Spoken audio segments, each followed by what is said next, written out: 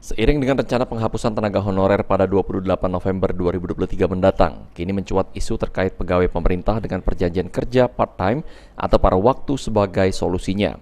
Isu tersebut muncul setelah pemerintah bersama Dewan Perwakilan Rakyat menggodok RUU tentang perubahan atas Undang-Undang Nomor 5 Tahun 2014 tentang Aparatur Sipil Negara.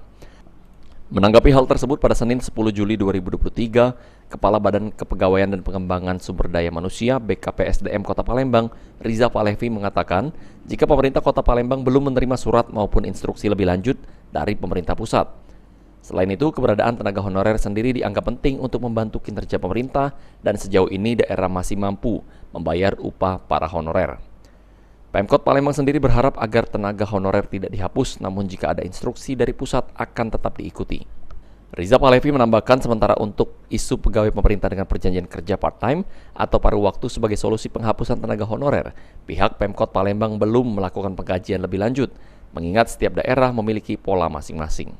Berdasarkan surat edaran dari pusat bulan 11 ini, tapi sampai hari ini belum ada tindak lanjut aturan kebijakan, tapi harapan kita honorer tetap bisa ditindaklanjuti seperti itu. Pak, beberapa daerah itu ada penerapan justru untuk mengantisipasi honorer dihapus P3K part-time, itu gimana Pak? Ya, ini memang belum ada arahan lebih lanjut dari pusat. Tapi mungkin bisa dilakukan nggak itu Pak? Kalau memang untuk menyiasati lah, supaya belum kita kaji lebih lanjut, karena masing-masing daerah ada pola sendiri-sendiri nantinya. Sandi Pratama, PAL TV.